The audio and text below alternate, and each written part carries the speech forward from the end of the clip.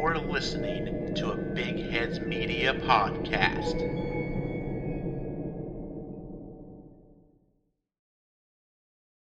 Tonight, sometimes people are abducted by aliens.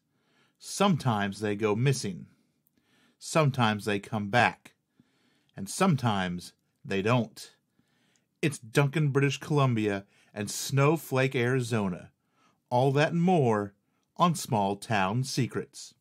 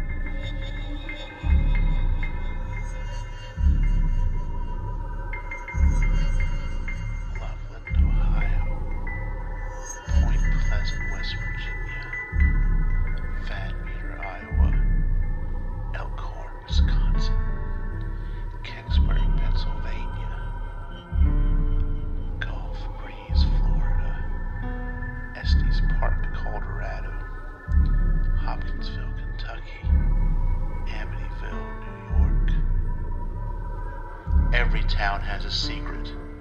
What is yours?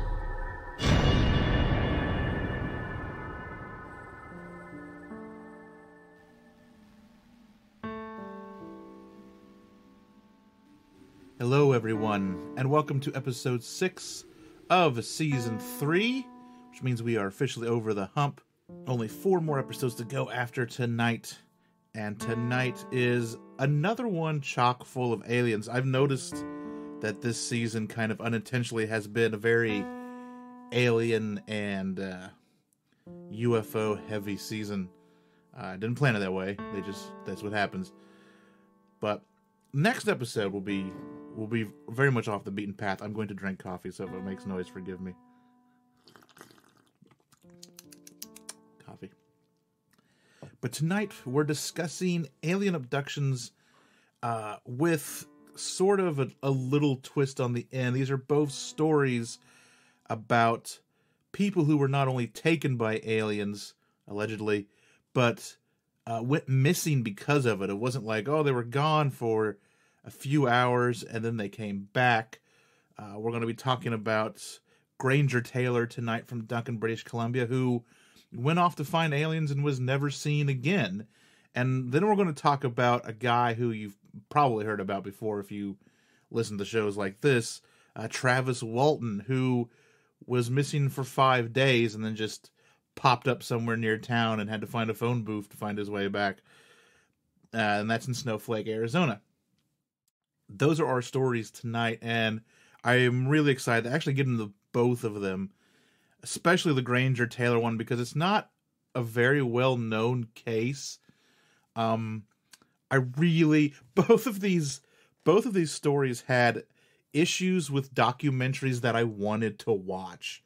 So there's a great kind of Canadian, is it CBC, the Canadian Broadcasting Company, documentary about Granger Taylor, but you can only watch it if you're in Canada. You can't buy it or rent it off of iTunes or stream it off their website or anything.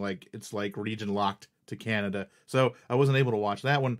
And then there is a documentary called Travis, about Travis Walton, which for a long time has been on Amazon Prime, and for a long time has been in my Amazon Prime watch list until the other day when I went to go watch it, and they don't have the rights to it anymore, and the only way that you can watch it now is by going to Travis Walton's website and ordering it. You can't even get it off of iTunes or anything. So both of the documentaries that I wanted to watch for these topics, I could not.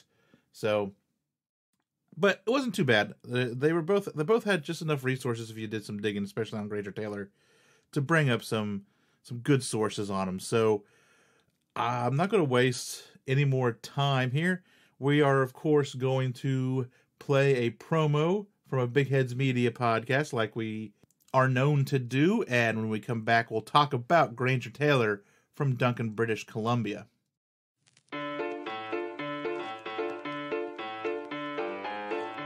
Hey, we're Renee. And Adrian. And we are the Outlandish Historians. We're sisters, nerds, and lovers of all things history. Except bell bottoms. Keep that in the past. Come hang out with us on the Dear World of History podcast, where we'll frolic through time as we chat and geek out over the good, the bad, and the downright ugly history of the world. We promise you don't have to be a licensed historian to travel through time with us. Maritime disasters? Check. Historical serial killers? Check. Glamorous and petty royals? Check and check. You can find us almost anywhere you listen to podcasts, including Apple Podcasts, Stitcher, and Spotify. Follow us on Twitter at Dear Historians and Instagram at Outlandish Historians. So chug that drink me bottle and come on down the rabbit hole. It's going to be a wild ride.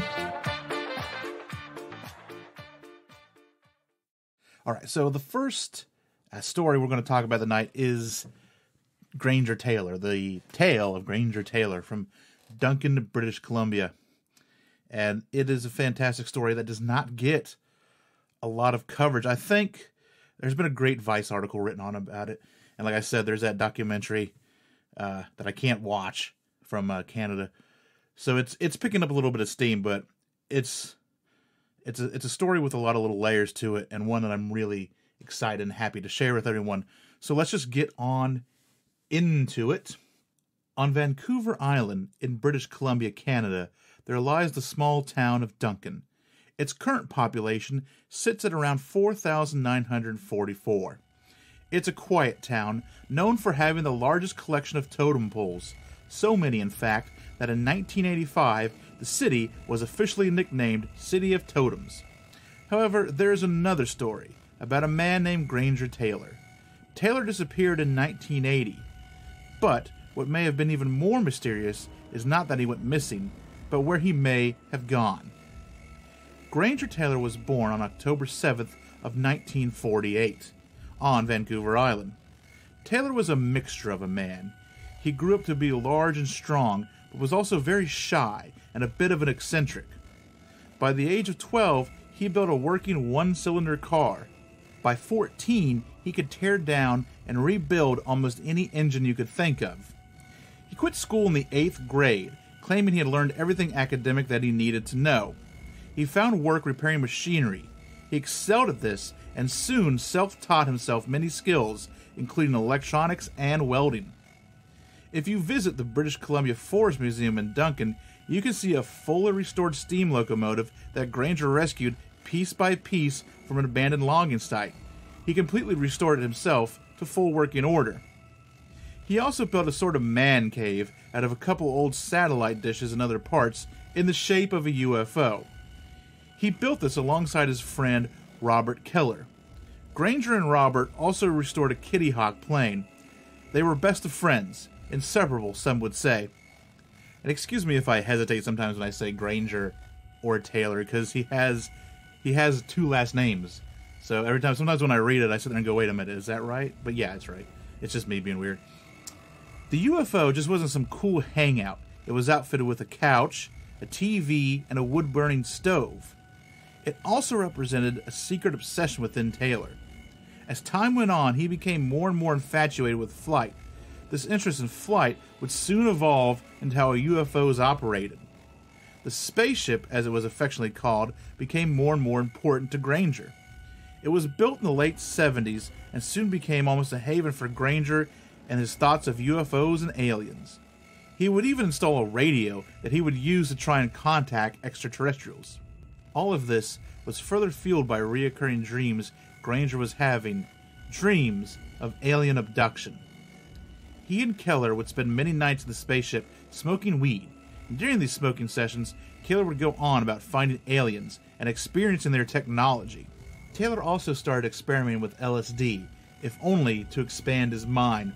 And I kind of like how even when he's talking about alien abduction and he's talking about extraterrestrials and all this, it's still all about the technology.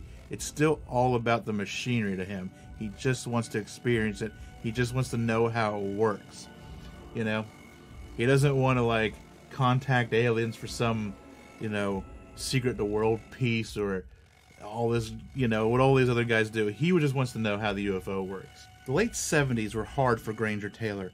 He was a brilliant but eccentric man, struggling with thoughts and strange dreams.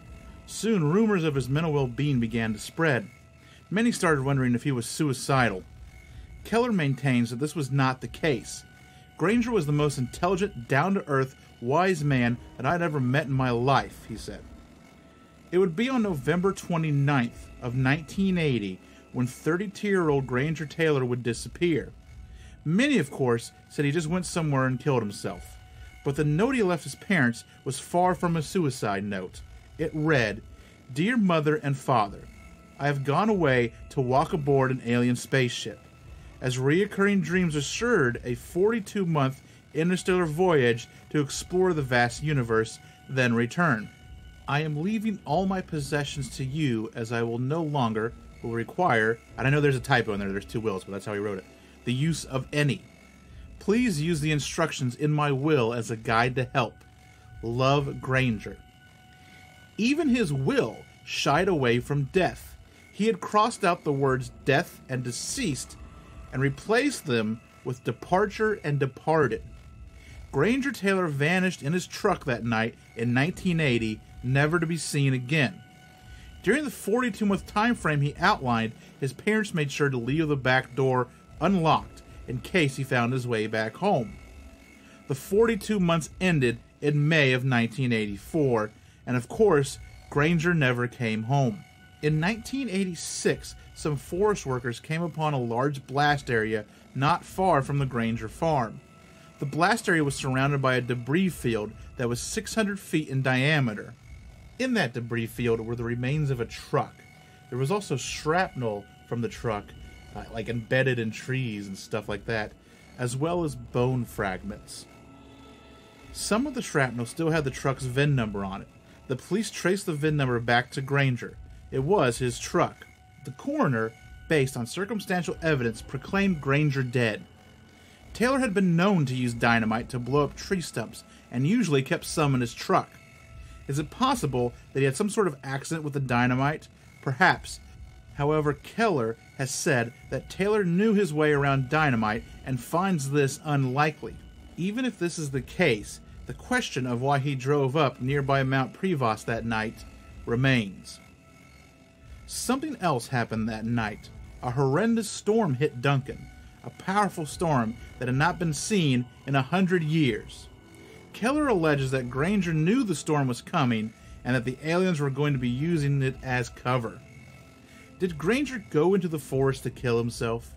Did he go there to meet aliens and was the victim of odd circumstance because of the storm? Or did he reach his ultimate goal, to travel among the stars? If you visit Duncan and decide to go visit the British Columbia Forest Museum, be sure to check out Granger's locomotive and wonder about the story of Granger Taylor. And going back to that last point, like, those are the three things, right? I think he might have gone out into the forest to meet aliens, and who knows? I mean, there's a picture of the truck, and it doesn't look like anything hit the truck. Like, sometimes I wonder, like, did the storm down a tree branch and hit the truck and compress the TNT, which is essentially nitroglycerin. So I suppose if it got jarred hard enough, it might explode, depending on how unstable and old it was. But then, like, there's no tree. But then it exploded, so maybe there was a tree branch or something. Like, did he get caught up in the storm bad enough where it caused something bad to happen with the explosives that he might have had in his truck? Or did he go up there to commit suicide? And I feel that, like, if he did, like, they did find bone fragments, and I think it's kind of up in the air on if they were human or not. And if they are human, they didn't find any teeth. They didn't find, like, they found, like, this is back in the 70s. DNA wasn't, like, a prevalent thing. So, without teeth, you can't really identify the bone fragments. So right now they're just bone fragments, you know? And, I don't know, like, I feel like if you're going to go up and kill yourself in the forest. I don't know if, like, blowing yourself up with dynamite is the way to go.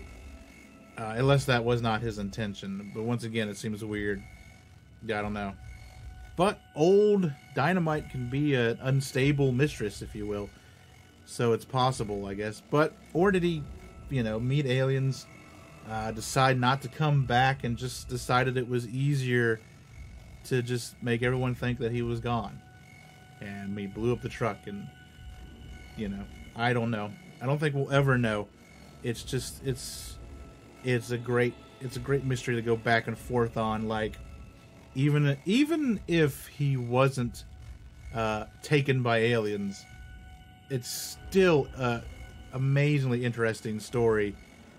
But that is the story of Granger Taylor.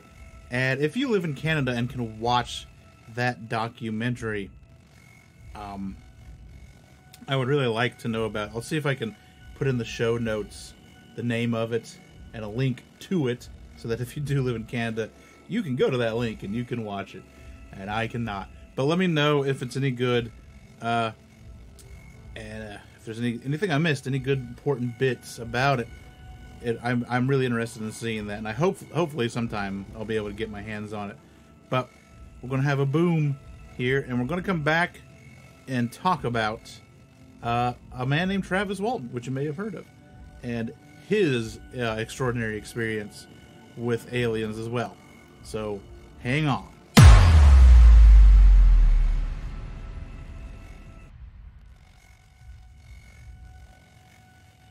So, the story of Travis Walton, which is a well-known story. There's a book, there's a movie. I think it's kind of a throw-up right now. Which is the more famous, or which is the most famous kind of alien abduction case? Is it Betty and Barney Hill, or is it Travis Walton? So it's a well-known story, but once again, it kind of falls in that category of stories that you just have to cover on shows like this when you want to, and I want to. So here we are, and here we go.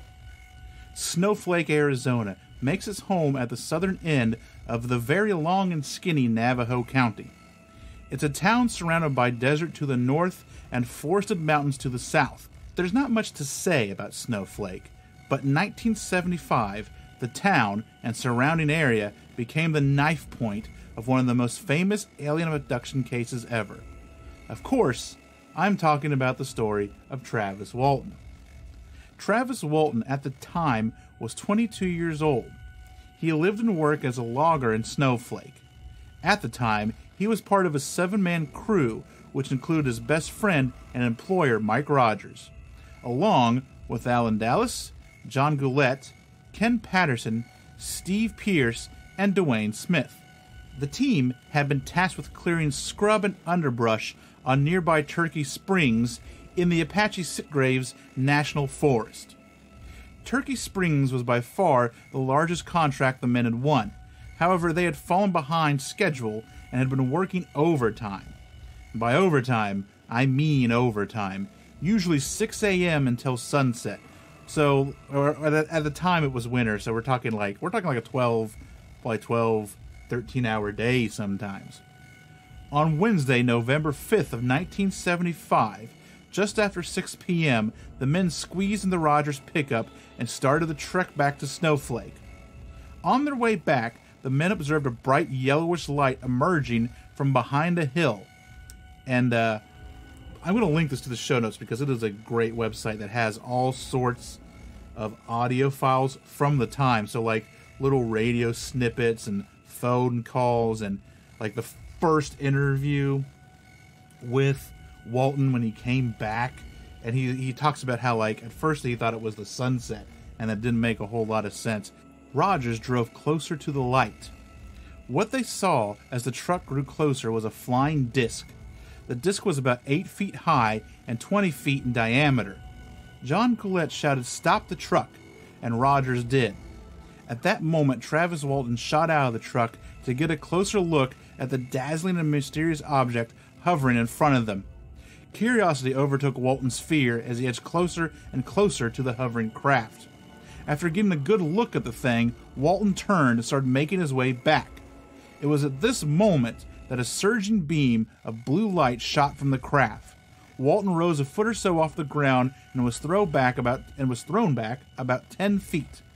His right shoulder struck the dirt, and he landed limply on the ground. After this, the other men jumped back into the truck and fled as fast as the 4x4 would carry them.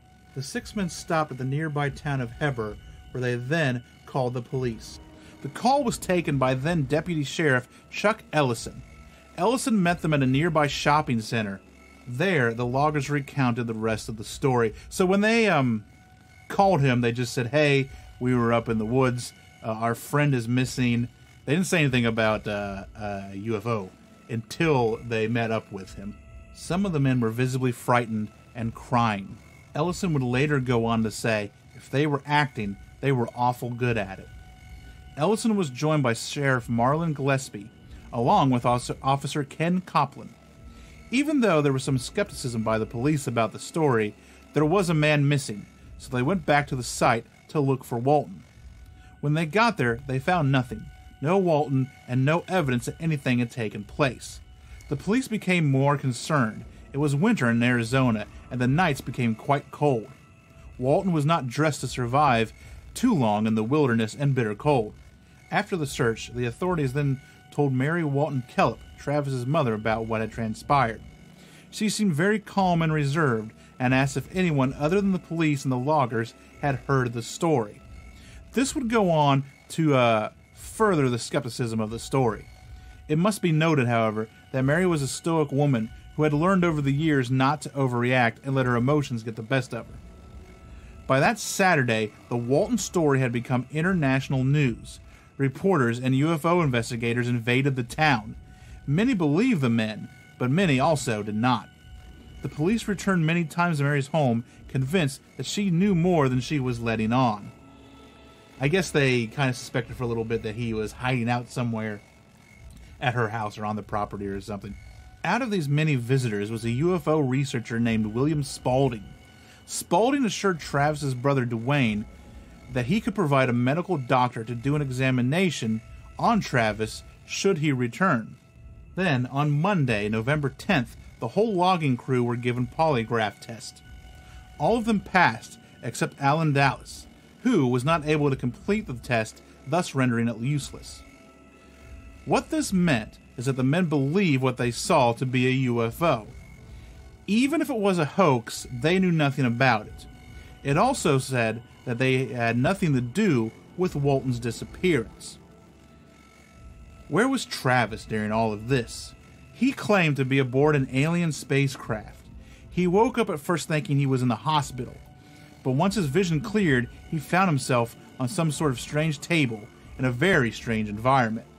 He was approached by 3 alien greys. Frightened, he jumped off the table, grabbing a nearby glass rod. Walton attempted to break the rod in order to create a makeshift knife, but he could not break it. Instead, he yelled at the beings and swung the rod at them. The 3 aliens fled, and Travis escaped the room. He then came to another room with a chair.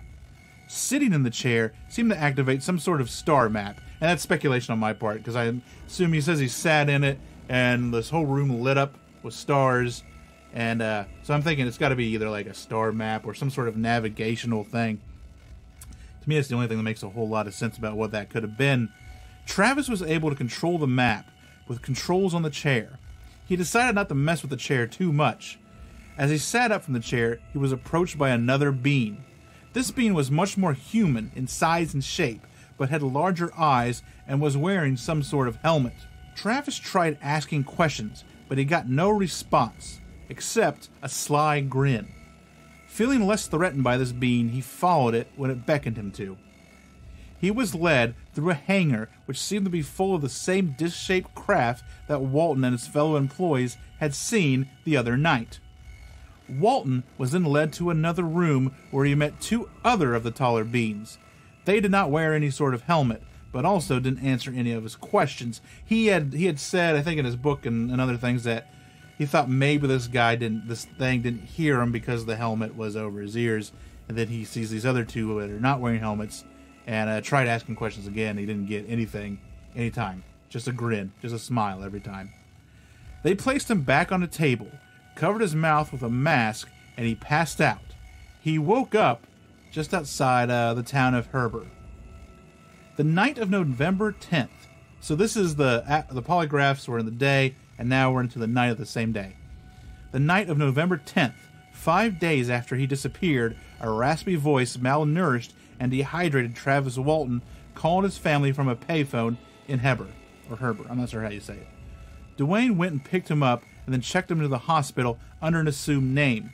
Travis and his family then went to Phoenix to have Travis looked over by Spaulding's doctor, who it turned out was not a medical doctor.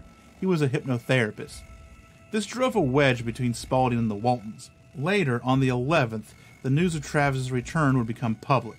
Shortly after his return, the Waltons got a call from another UFO researcher. Her name was Coral Lorenzen, and she belonged to APRO. APRO. I always say it wrong. APRO, the Aerial Phenomenon Research Organization. And she was able to get him examined by actual medical doctors. Joseph Saltz, a general practitioner, and pediatrician Howard Kendall.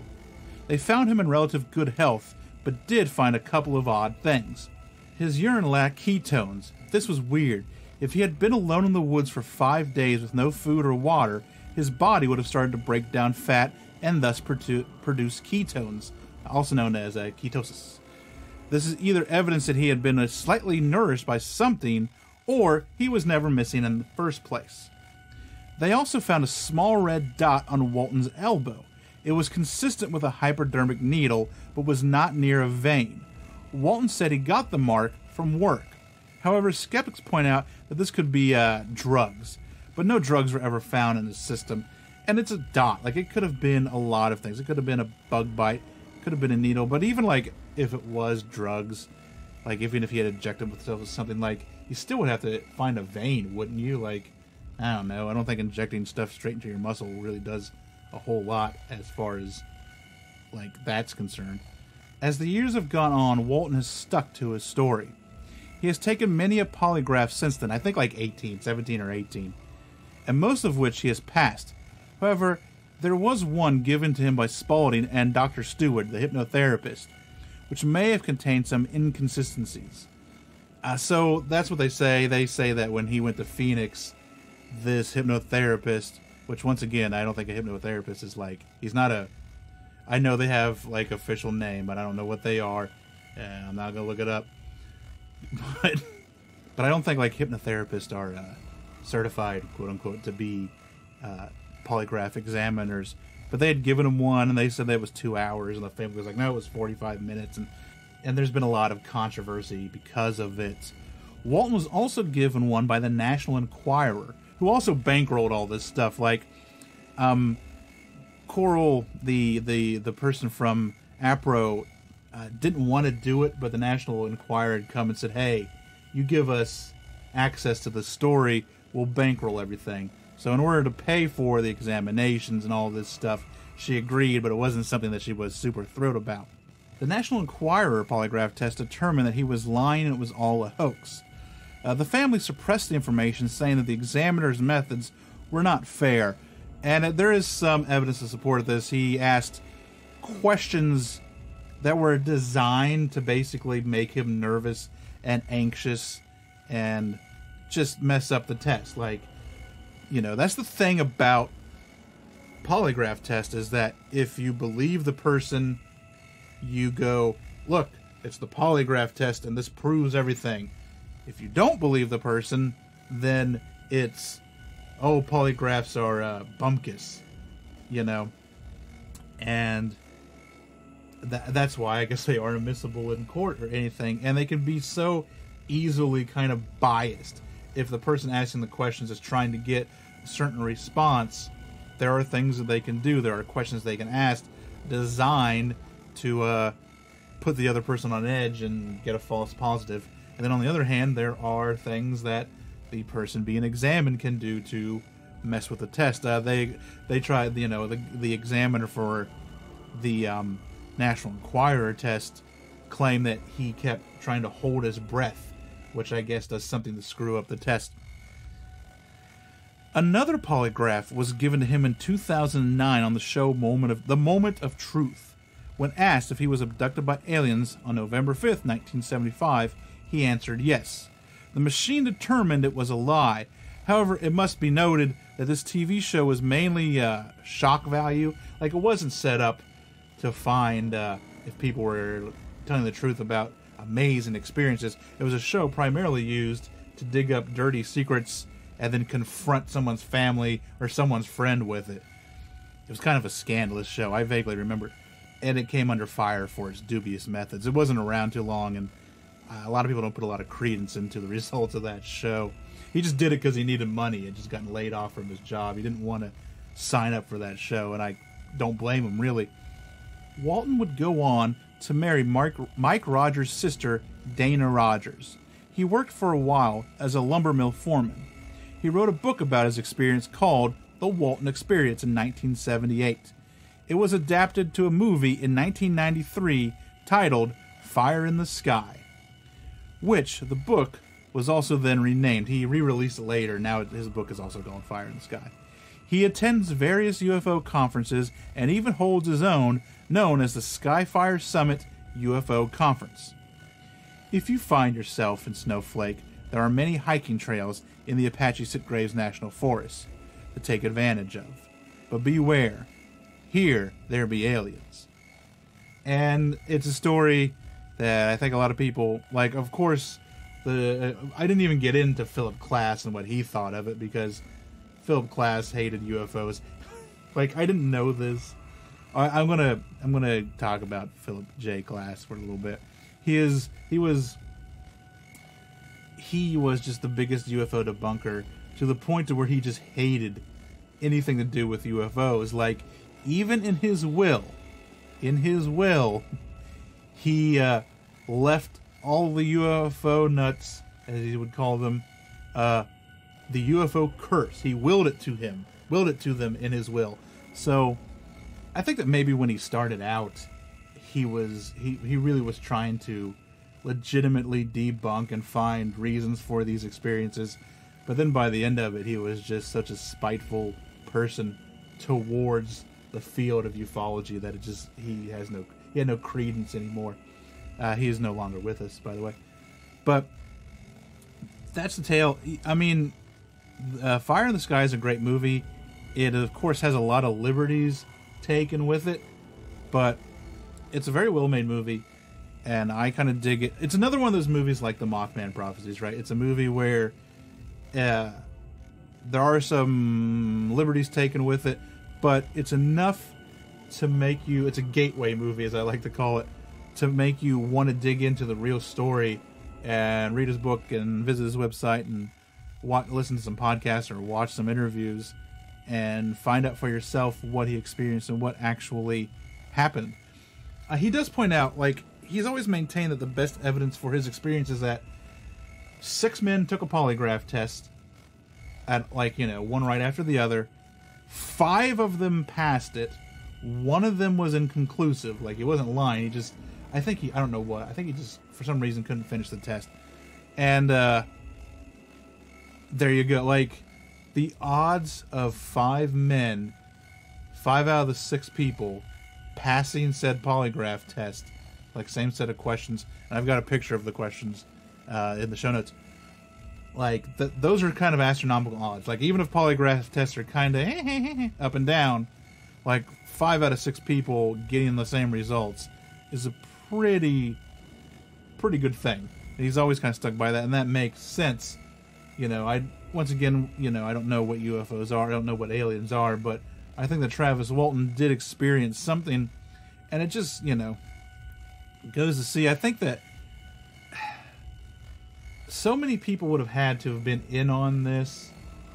The 6 guys that he worked with, his 2 brothers, I didn't even talk about the other brother, Dwayne, and his other brother, his mom, like, all of these people, for it to be some sort of hoax, and the fact that no one has ever come forward. I mean, hey, the Patterson-Gimlin film only had 2 people in it, and there was, it's always been a back and forth about people saying it was a hoax or not. So, like, the fact that all of these people, not one of them, they've all kept their mouths shut, and I don't know, like, Yeah, maybe he's made some money off of it. Not a lot. I mean, he had to go on that stupid show because he had lost his job, you know? Like, once again, it's that whole thing, like, he did it to make money. And yeah, I think they got like $5,000 from National Enquirer. But come on. Like, even in 1975, like $5,000. That's you know, you're not gonna, that ain't gonna do it. But once again, like, that's just the way these things always go. He's, he hasn't made money off of it enough to be like, set up for life. And he's been ridiculed for a very long time. I think it's kind of come back on him. I think there was a time there when the movie came out where it sparked all that stuff up again. And now I'm just rambling. So bear with me. I'm getting there. And I think a lot of people started to dismiss his story because just the way the movie portrayed some stuff. And now things have kind of calmed down. He's been able to go to conferences and talk about a lot of this stuff and really get his story out there again. And it's a fascinating story. And look into it more. Like I said, there's that website that I have linked is aliens-ufo-research.com. And they have a bunch of stuff, but the Travis Walton stuff is great. Like I said, there's just all of these little audio files about it. So dig into it and let me know what you think, if you would like. So those are our stories for tonight. We're going to take a short intermission, some music, and we're going to come back and do, of course, the local headlines.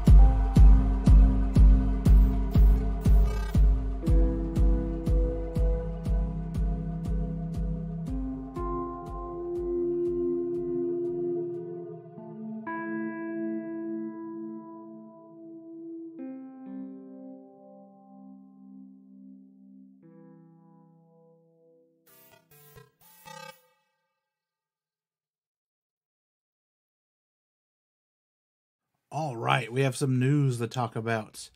The first is From Coast to Coast by Tim Banal. This is Mystery Creature Baffles New York Town. Authorities in an upstate New York town have identified a weird-looking creature that has been causing something of a stir in the community in recent weeks. In a post on social media, the Hamburg Police Department explained to residents that, for a number of months now, they have been receiving 911 calls from concerned motorists who have spotted what they thought was either a sick dog or an ailing goat lingering around a Ford plant in the town. Fortunately, the police department was able to put an end to the speculation surrounding the creature that revealed, in fact, is actually a deer. The reason for the animal's unique appearance, they explain, is that it is a piebald.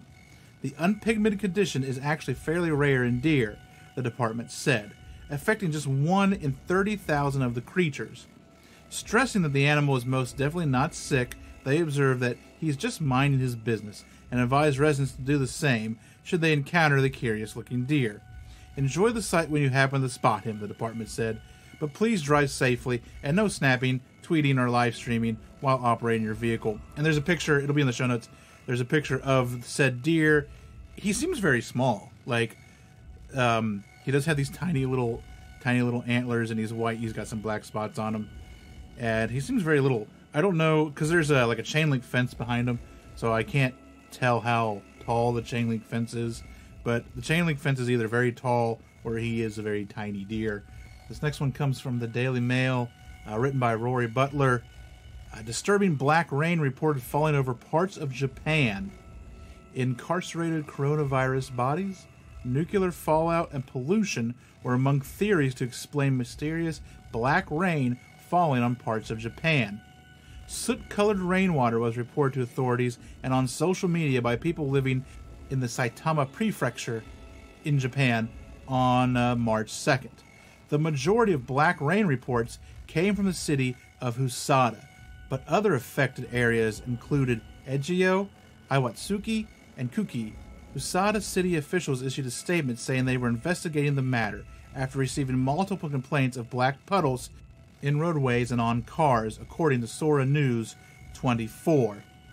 Some Saitama citizens expressed concern over possible nuclear-rated materials in the atmosphere, many on Twitter using hashtag #BlackRain.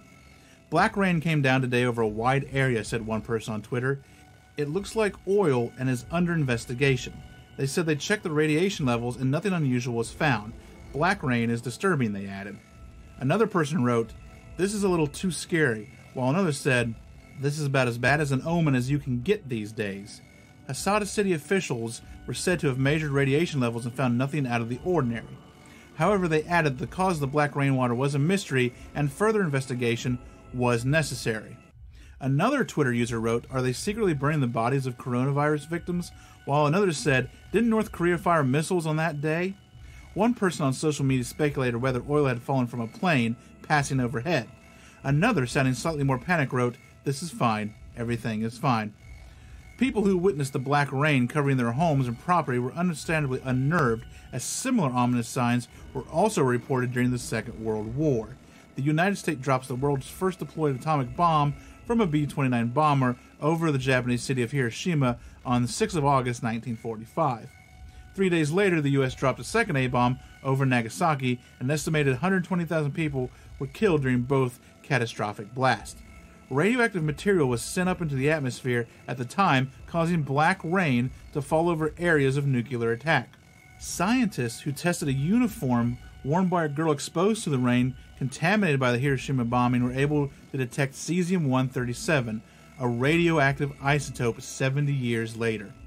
However, no nuclear activity was reported in Saitama, and some have said that the likely explanation for the black rain was pollution, Sora News 24 said.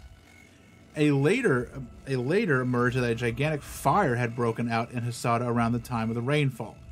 It was the blaze as what is thought to be a large commercial building that was speculated to be the cause of the black rain. It's pretty easy to see how much smoke can mix in and dye much of the precipitation black, Sora News 24 said. Other speculation about the fires linked to the black rain also appeared online. I don't know if this has anything to do with it, but there was a fire in the area that same day, one person wrote. I think it was caused by the fire in the area, said another. It was a fire at a plastic factory. There you go, said a third. On Sonora News 24, one Sonora News 24 reporter said it doesn't explain why the city center never acknowledged this on their website. I said a city never acknowledged this on their website, sorry. At the time when the dispersion of information is more important than ever, it's very unsettling that they were either unaware of a gigantic fire in their own city or didn't feel it was necessary to mention while people were online speculating about mass cremations and North Korean missiles, they added. Okay, so our last one, I scrapped the one I was going to do because it was also a Daily Mail article, and I've decided here and now not to do any more Daily Mail articles because the website runs like ass, and I'm tired of fighting it to try to get to the article. So I just kind of looked back on the Coast to Coast website and found a brand new one that wasn't there when I grabbed my news initially for this episode.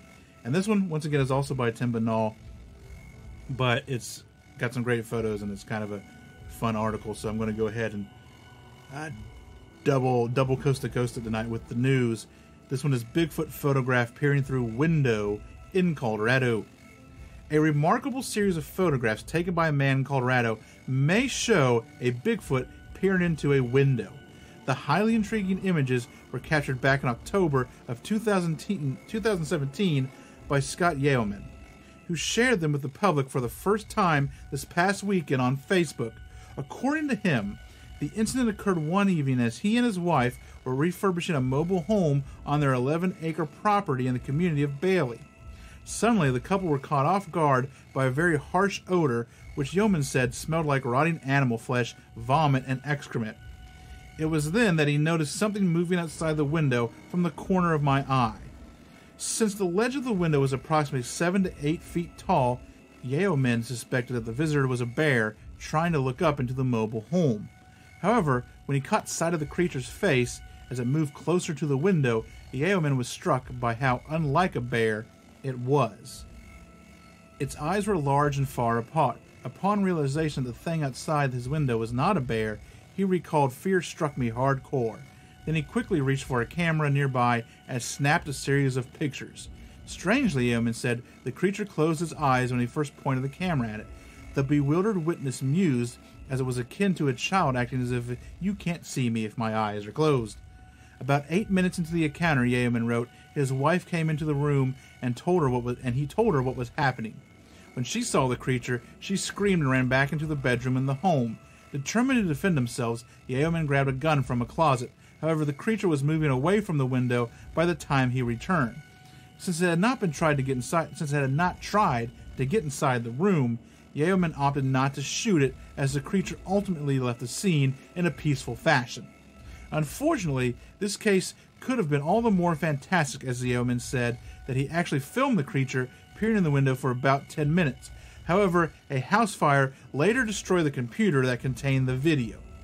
According to Yeoman, he occasionally sees signs, such as broken tree limbs and eye shine in the nearby wilderness, that seem to suggest that the creature is still lurking around the property, but the couple have not had any other close encounters.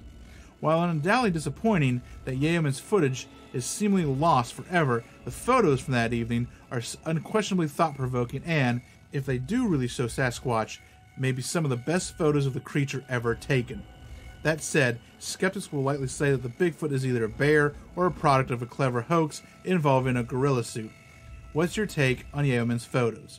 So go to this and check it out. He's got some of the pictures posted there, and I think a Facebook link that if you click on it, let's click on it, see where it goes. We'll give you a couple. It's from Expedition Bigfoot. Their Facebook page has like 12 pictures here, and they are quite compelling. It's not a bear. There's no way that's a goddamn bear, but I don't know. I mean, it's pretty good pictures. But check them out and see what you think.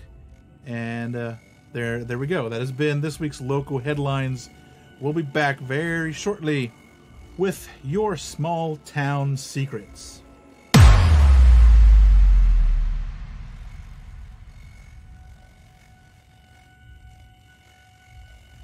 And tonight on your small town secrets, I bring you another interview. It's going to be 3 interviews in a row.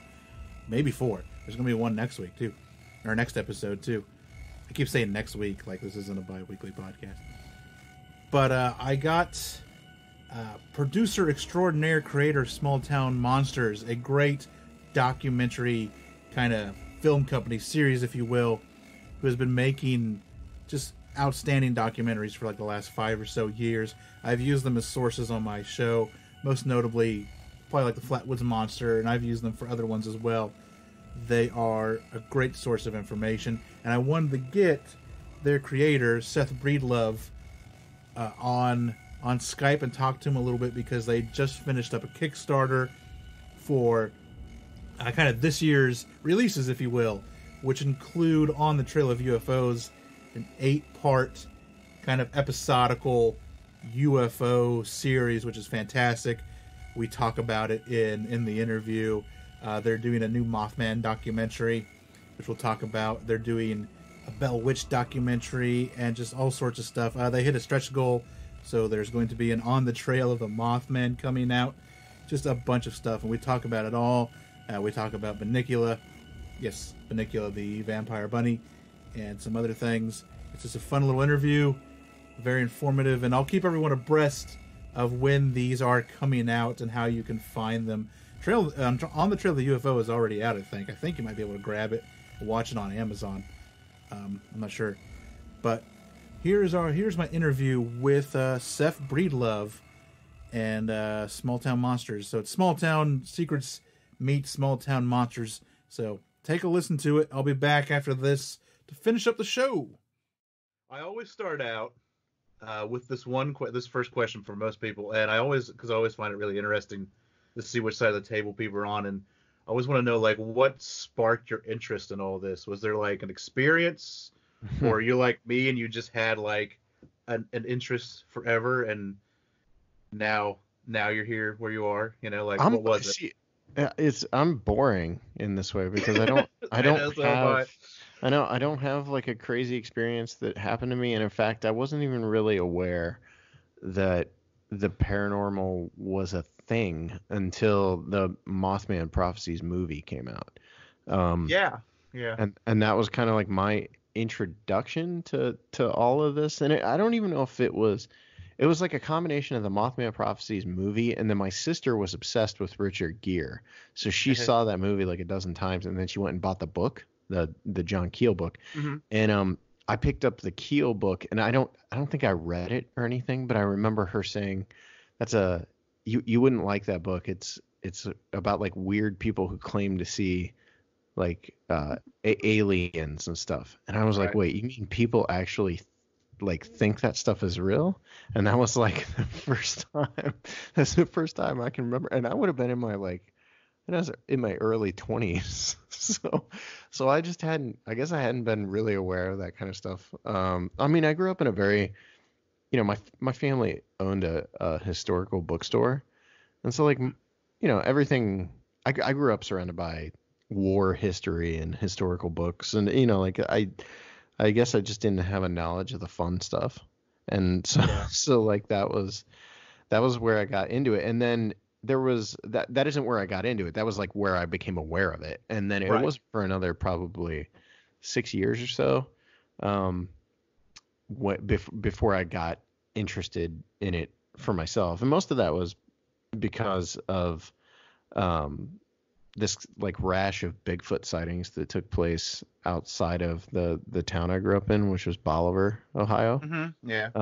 You're in Belleville, right? I'm in Casstown. Okay. Which is, I don't even know where that is. You know where Dayton's at? Dayton, yeah. Yeah, so it's above Dayton. Okay. It's near Troy. I don't know if you know anything about Troy. I know Troy, Ohio, yeah. Yeah, so I'm like 4 miles, maybe 4 or 5 miles outside of Troy. Yeah, it's like me. You're like you're like maybe 2 hours. I don't know.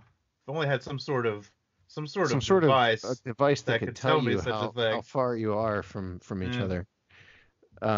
Yeah, so anyway, there were these Bigfoot sightings that took place, and outside of the town I grew up in, and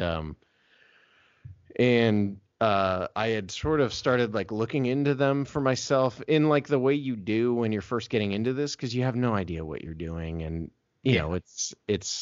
Right. you're figuring it out as you go. There was this rash of Bigfoot sightings that took place outside of the town I grew up in. Coincidentally, there was a lady.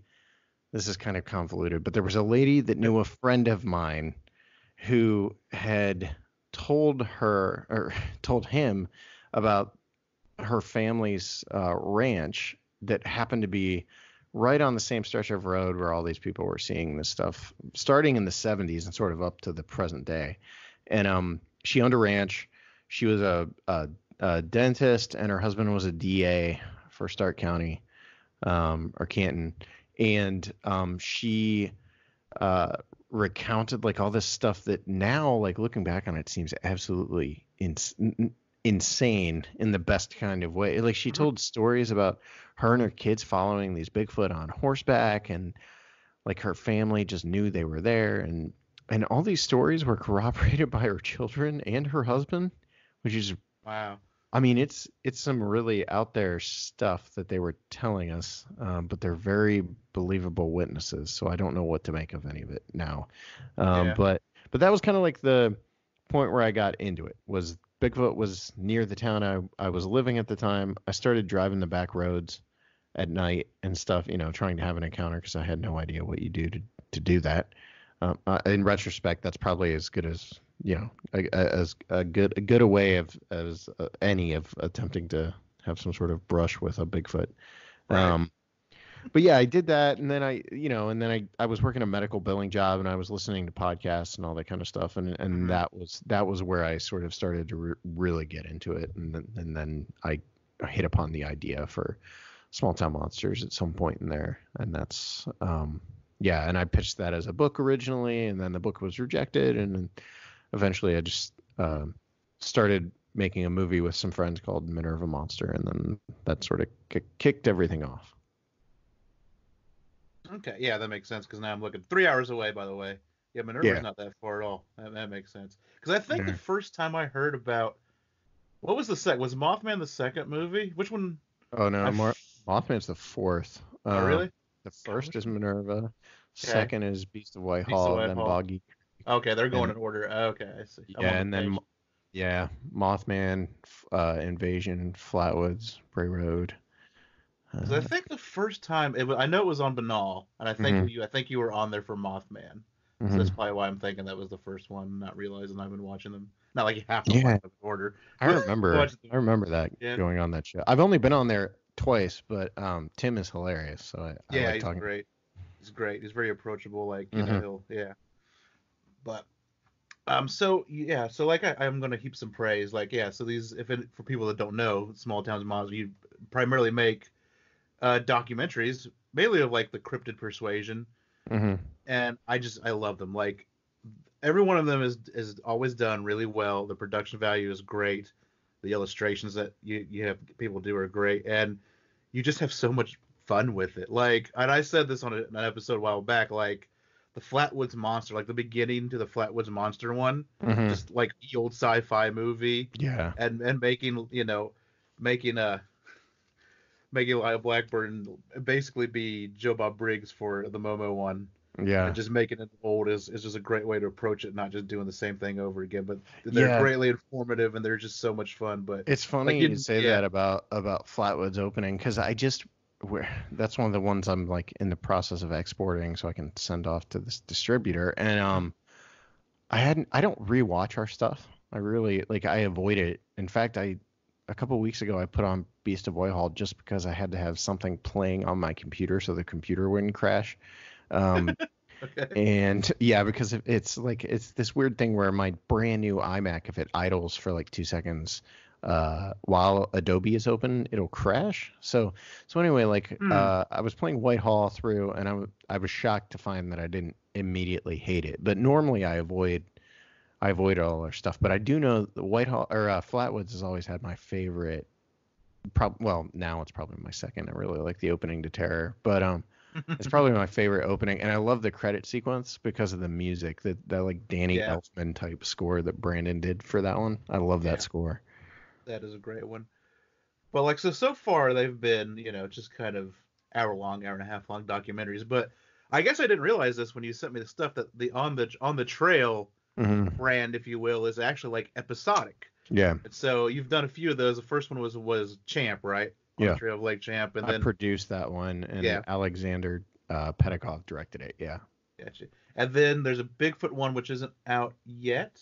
But No, it's it came out. It came out. Yeah, On the Trail of Bigfoot came out in 20. Jeez, I can't keep track of years anymore. 29. It was last year. It was last March. Yeah, and that's actually that's like the second. It might be at this point the biggest, but it's either the second biggest or the biggest title we've ever released in terms of like the viewing audience that has seen. It's millions of people. It's insane. I'll have to go back and I haven't had a chance to sit down and go through that one. And then, of course, On the Trail of UFOs, which you just released for all the Kickstarter people. Yeah. But like I found like that one I really loved because there's a lot of podcasters in it that if you didn't know what they look like, now you know what they look like. Ryan Sprigg and Shannon and everyone. Like, so Shannon LeGros is kind of the host of that. Mm-hmm. How did that, like, did you approach her? She was like, hey, let me do this UFO thing. Like, yeah, Shannon and I have known each other since 2000. Well, we've known each other since like 2012, but in 2014, she was living in Ohio, and her and I both went to this is like a weird story. We were invited to a taping of Finding Bigfoot, like the town hall meeting, and we both went. And that was like our first time meeting was at a taping of Finding Bigfoot. But we had talked since then about wanting to do something together. But it was kind of like our movies aren't really welcoming to, just like I mean, I guess there's experts in them, but I try to get very specific people in the movies, and typically they need to be tied to the story in some way. So there just like hadn't been a place for her in any of the films. Mm-hmm. And then, we started doing On the Trail of Bigfoot. And when I did On the Trail of Bigfoot, I called her and I was like, would you want to fly up here for like 2 days to go out with, Brandon Dalo, Adam Dugan, and I with the Ohio Night Stalkers to do like an overnight Bigfoot hunt? And she said, heck yeah. So we flew her out, and she ended up playing like a key role in the series. Like, we interviewed her, and she's on camera in that as like a talking head and all kinds of stuff. And she's on, she was part of the expedition. And so we had a lot of fun while she was here. And also, I hate being on camera. And On the Trail of Bigfoot, I'm the host, and I'm going to be the host for season 2 as well. But I really didn't. I feel really weird about it, and I also feel like I'd have a face for like not doing that. so I asked her about doing On the Trail of UFOs. We had already announced that was like the follow up, and she said yeah, she was all in. So I don't know that she knew. None of us knew at that point though that like that was going to be the biggest STM shoot we've ever done. It was around 30 days, which for us is an obscene amount of time. And I mean, one of the shoots alone was like 15 days straight. Ugh. So like we work in short bursts. Typically like a documentary shoot's like 4 or 5 days, sometimes 3 days, 3-4 days. Like that's what Momo was. I think the documentary portion was like 3 or 4 days. And then we'll do like recreations whenever we find the time or whenever we can, and always back here in Ohio. But this was like extended periods of time on the road doing things. I mean, you can tell when you watch. Yeah, because you're. Yeah, the number of locations we hit and all that kind of stuff. So she was. She was game for anything, and she was probably the toughest member of the crew there as well. Yeah. No, those are great. Like, I like it because you hit some stories that aren't super well known. You hit like some small town occurrences and stuff a lot. But I also feel like those 8 episodes are a really good primer. Like, if you're not like you're just getting into UFOs and you want to know where to begin. I think you watch those 8 episodes and you're off to a pretty good start. And that's always like the audience we're trying to hit. And yet it's a tightrope because you want to. I mean, with that series, the idea was okay, like UFOs are bigger than they've ever been right now. And I mean, Mm-hmm. it seems that way. Yeah. And there are younger people and new people coming into the subject by the day. Why don't we make something through that lens, like viewing the entire phenomenon through the present day lens that also takes a look at the culture, not just the history of the subject, and do it in a way that isn't chronological, by the way. And that's a big difference between On the Trail of Bigfoot, because On the Trail of Bigfoot is exactly what you would expect from me, Seth Breedlove, making a series about Bigfoot, because it starts with like Ostman and Ape Canyon and all that stuff, and then works its way up to present day. Yeah. And I just didn't want to do that with this at all. So yeah, that it's supposed to act as a gateway for people that are just kind of coming into this, and people who might not have any interest in it at all, because I think it's worth looking into, and I think that was the whole point we were trying to make with it, is there's a lot to the subject that people don't realize, and hopefully they'll. But at the same time, we do want to speak to the larger UFO audience, because I'm sure a lot of those people will find it as well. So that's the biggest compliment I've heard so far from people that have watched it, is that they'll say like, yeah, I can see how this is like, a gateway drug kind of thing for newbies, but I got a lot out of it. And I think Rob Christopherson from the Our Strange Skies Mm-hmm.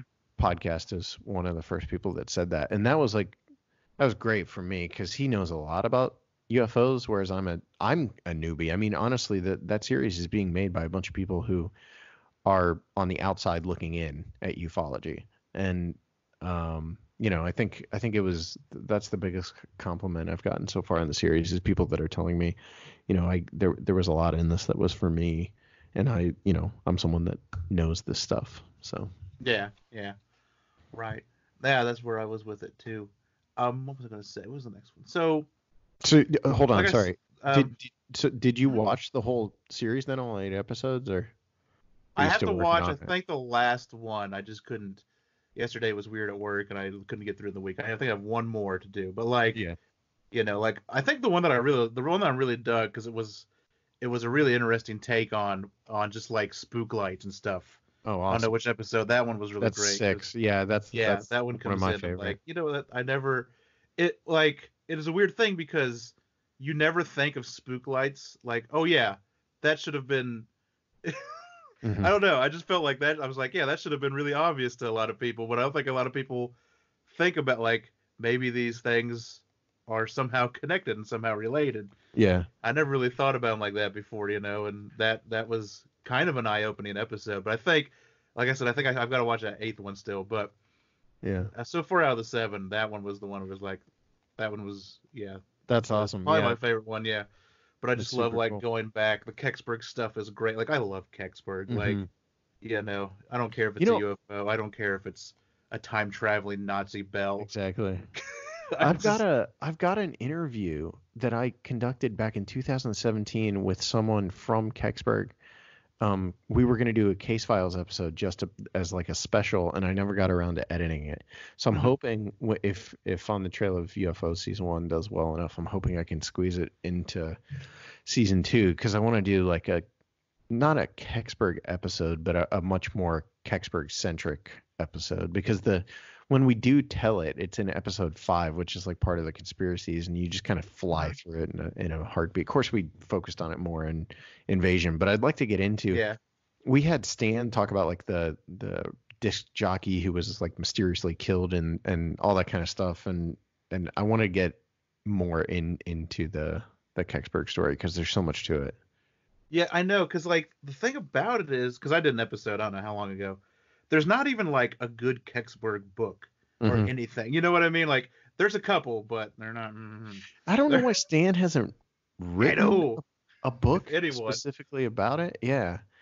And like he touches on it here and there, but it seems like he needs to really like delve deep into that story at some point. He did the documentary, but the documentary is getting old. Um, Yeah. so maybe I Yeah. should just update his documentary. He'd be all. It's funny, like Stan's like one of those people who's kind of become part of the family with Mhm. STM. He spent a lot of time with like Mark Matsky and myself and even my wife and Tommy and like we kind of just consider Stan part of the family. So Right. It's great. So I get it. It's small town monsters, so you usually try to cover kind of the more cryptid side of things, but now you've mhm. branched out into UFOs. Are there any other types of like paranormal phenomenon that you've thought about looking into? Oh Hauntings or yeah. yeah, no, Yeah, anything like yeah, that? yeah. On the trail is really supposed to open that stuff up for us. Gotcha. So, Yeah. so we'll probably, so I, on the trail is also morphing, like year by year. And I know last year it was going to be like each year there was going to be a season. Each year there was going to be a new topic. So like last year was the first year was Champ, second year is Mhm. Bigfoot, third year is UFOs. But it's changing because now I'm launching On the Trail of Bigfoot season 2, and we really want to do On the Trail of UFOs season 2. So Right. it's almost going to become its own like side. I hate this term, but it's almost going to become its own like side brand Mm-hmm. with different series spinning out of the title. So we want to do On the Trail of Hauntings. We want obviously we're making a special. You know those like remember those like hour long, 2 hour long specials they used to have with like TGIF back in the like 90s, you know, the made for TV specials where they would take like some TV show and then they would extend it for like an hour or whatever. We're gonna do that. Yeah, vaguely. Yeah. Yeah, we're gonna do like an On the Trail of the like Michigan Mothman special. Right. Directed by me, shot by Andrew Peterson, and and we're super psyched about that. I'm really excited about it. But yeah, we want to do On the Trail of American Werewolves. That'd be fun. Yeah, we want to do something about vampires at some point. We've talked about that. My wife would love if we would do On the Trail of Sky Squids. So so there's any number of things we want to tackle with that. And obviously we're making the Mark of the Bell Witch later this year. I mean, just between us and Yeah, that I guess that one does kind of by just between us blur and the me. edges a little bit. Yeah. Yeah, yeah. You, me, and your audience. Like On the Trail of is the most exciting thing that I've done in the last like 2 years. It's just very it's like reinvigorated my excitement about going out and doing this stuff. And because one thing, and I've been pretty open about this, like one thing about the movies is they've changed over time. Early on, like, you know, Minerva and Whitehall, it was pick up a camera and go out and film. Like whatever you get, that's what you get. And it's changed now and we do these like very extensive like lighting setups and everything is we're trying to make everything look gorgeous and that's great. I want to Yeah. keep doing that. But those are the movies. On the Trail of is sort of a return to how we started. It's like whatever you got, go make something with it. Mm-hmm. So, Mm-hmm. and I mean, I still think we can pull gorgeous images Yeah, out of they that. I don't look. mean, Yeah. yeah, On the Yeah. Trail of UFOs It was has some shot of very the well. Yeah. the cinematography and that's pretty solid. And I can say that about the scenes that I didn't shoot. Most of the stuff I shoot looks terrible, but yeah, I don't know. It's just kind of pumped some life back into me. As far as like excitement about filming itself, like going out and filming. I love filmmaking. I never get sick of that. But Yeah. the actual process can get so draining when you're when you're spending Mm-hmm. like 3 hours on a lighting setup. Right. Yeah. So you kind of touched on this a little bit ago about the DJ, the whole I'm sorry. The whole kind of DJ murder mystery, but like I always wondered, have you ever, you start research, you start filming some of these documentaries and you learn about these other stories. Like there's a story, I'll give you an example. Like if I'll give you possibly a half pitch if you will. Mhm. In the Flatwoods one, there's a story about a crashed UFO on some farmer's field that he Yeah, found and then buried.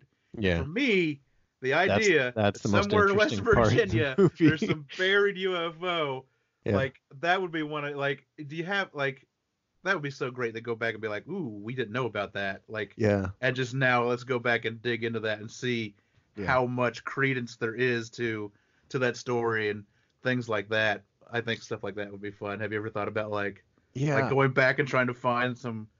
Yeah, for crashed sure. UFO records and changed the world. There's that, and there's all those stories actually from the hills around there. Yeah. That movie has so much to it. It's so brief, like it's such a short film, but there's so many little side Packed. like rabbit trails. Yeah, you could go down. Yeah, I do love that story about the guy burying I the love that when I was like, oh UFO. man, that's all this. Oh, Yeah. I know. Yeah, no, I'd love to dig into that.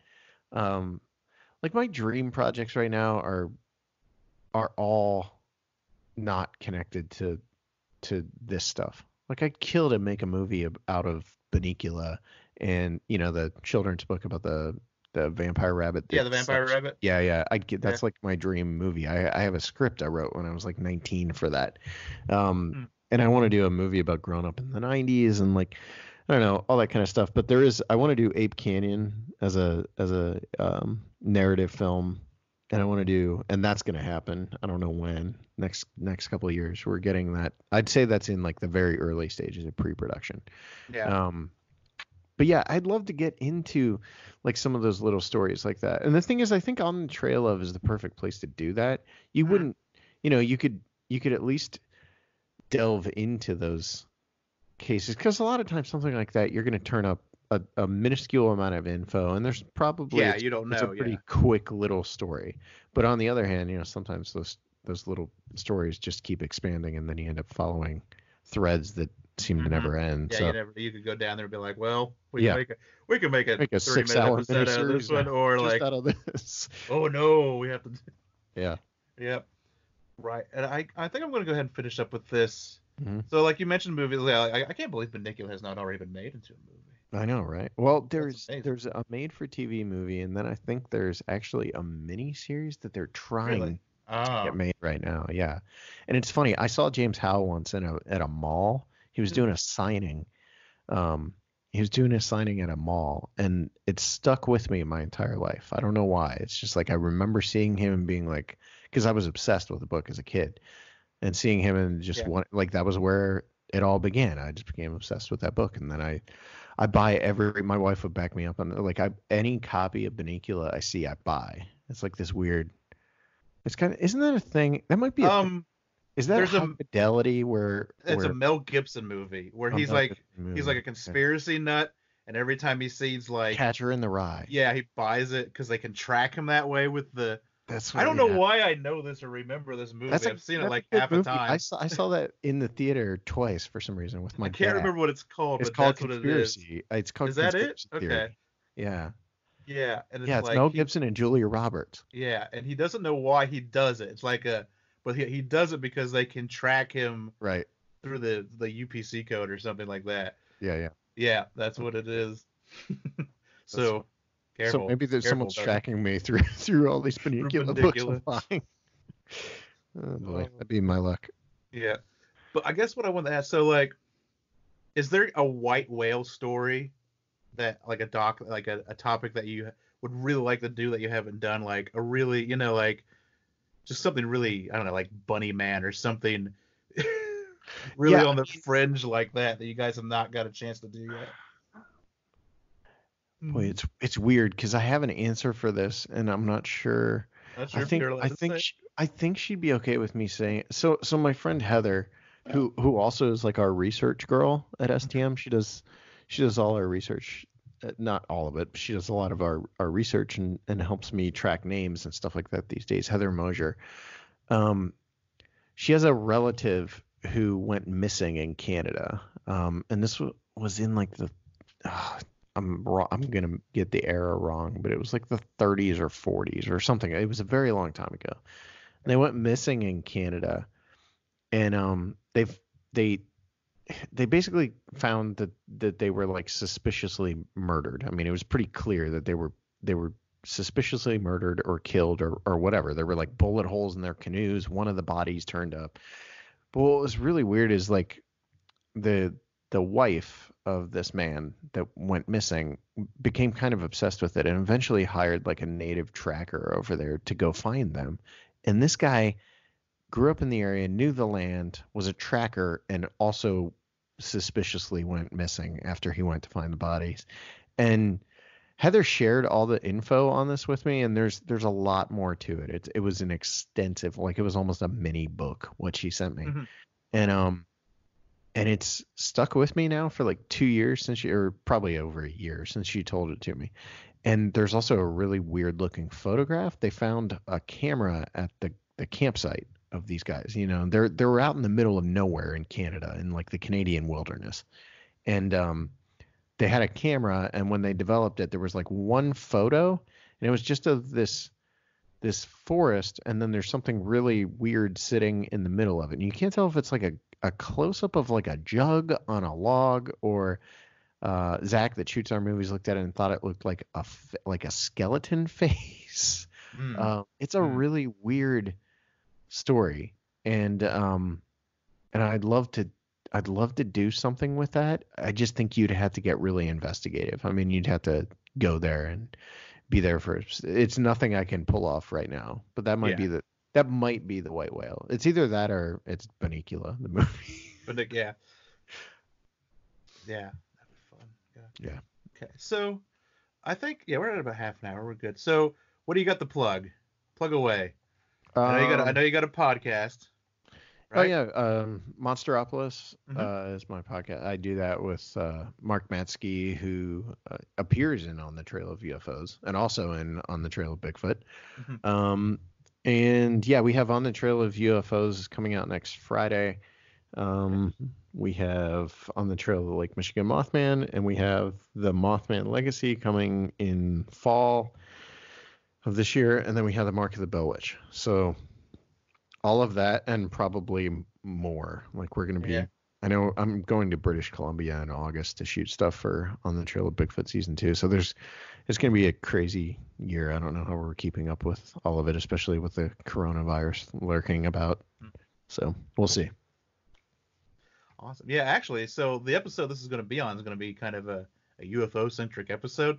Oh, cool. And I'm going to be doing, I always try to theme them. So this theme is alien abductions, but alien abductions where people have gone missing. So, and one person's come back and the other person hasn't. So I'm doing, of course, Travis Walton, which is Snowflake, Arizona.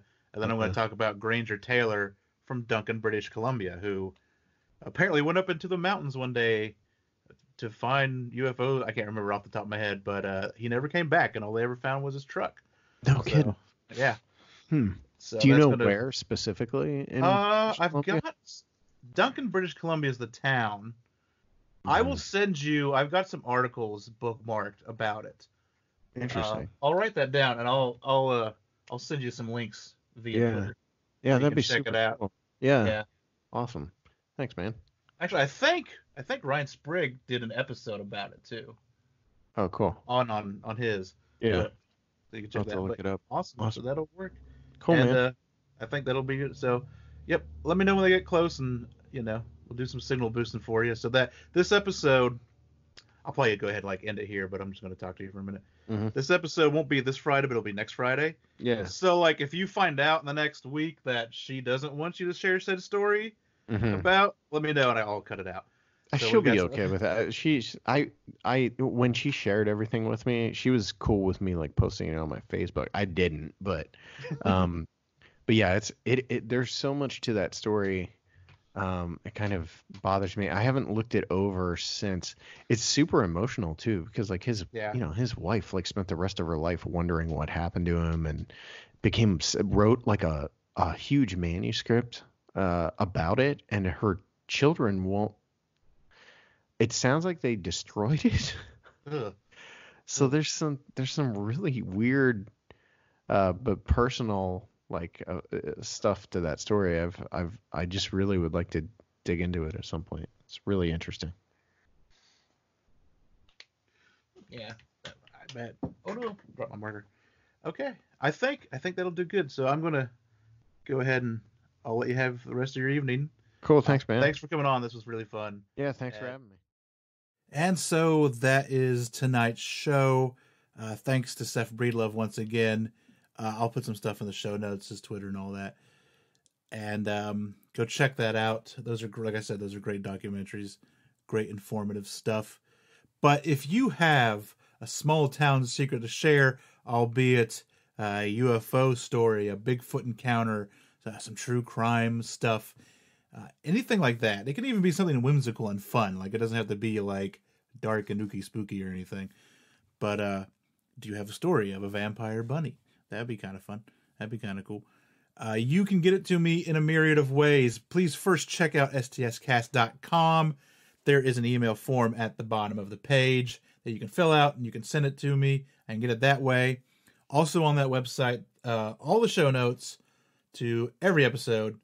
You can also stream it from there. I don't know if I say that a lot. Like, if worst comes to worst and you want to listen to the show and for some reason you can't, you can always go to the show and go to the episodes, and you can like listen to it directly from the website.